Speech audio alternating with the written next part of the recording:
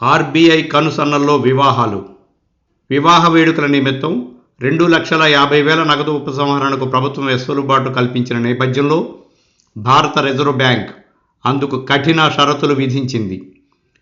ఉపసంహరించుకున్న మొత్తం నుంచి బ్యాంకు ఖాతాలు లేని వారికి మాత్రమే నగదు రూపంలో చెల్లించాల్సి ఉంటుందని స్పష్టం చేసింది.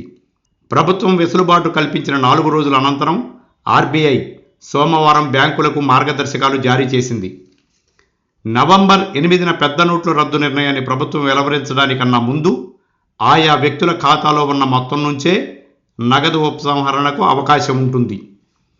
ఆయా ఖాతాలు కేవైసీ నిబంధనలకు అనుగుణంగా ఉండాలి. పెళ్లి ఖర్చులకు ఉపసంహరించుకోదగ్గ గరిష్ట మొత్తం 2,50,000. డిసెంబర్ 30 అంతకన్నా ముందు వివాహాలు ఉన్న వారికే ఈ వెసులుబాటు ఉంటుంది. కుటుంబంలో ఒకరు మాత్రమే నగదు ఉపసంహరించుకోవడానికి వీలవుతుంది. నగదు ఉపసంహరణ దరఖాస్తుతో పాటు వివాహం జరగబోతున్నట్లు రుజువు చేసే శుభలేఖ వంటి ఆధారాలు సమర్పించాలి.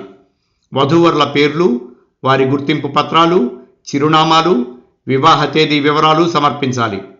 ఉపసంహరించిన నిధుల నుంచి ఎవరెవరికి చెల్లింపులు చేస్తున్నది జాబితాను బ్యాంకులకు సమర్పించాలి. ఇటువంటి చెల్లింపులు తీసుకుంటున్న వ్యక్తి తనకు బ్యాంకు ఖాతా లేదని పత్రం రాసి ఇవ్వాలి. ఈ జాబితాలో ఎవరికి ఎందుకు డబ్బు చెల్లిస్తున్నది వివరాలు ఉండాలి. కళ్యాణ మండపాలకు, విందు సరఫరాదారులకు ఇచ్చిన బయానా తాలూకు రసీదు పత్రాలు సమర్పించాలి. వివాహ ఖర్చుల నిమిత్తం నగదు ఉపసంహరించుకున్న కేసులకు సంబంధించి ఆధారాలను బ్యాంకులు భద్రపరచాలి. అధికారుల పరిశీలన నిమిత్తం అందజేయాలి.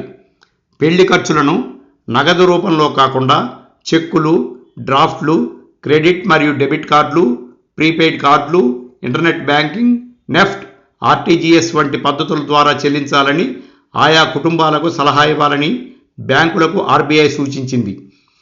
నగదు రూపంలో మాత్రమే చెల్లించడానికి వీలయ్యే ఖర్చుల వరకే నగదును వినియోగించాలని సలహా ఇవ్వాలంది. Like and subscribe Eagle Media Works.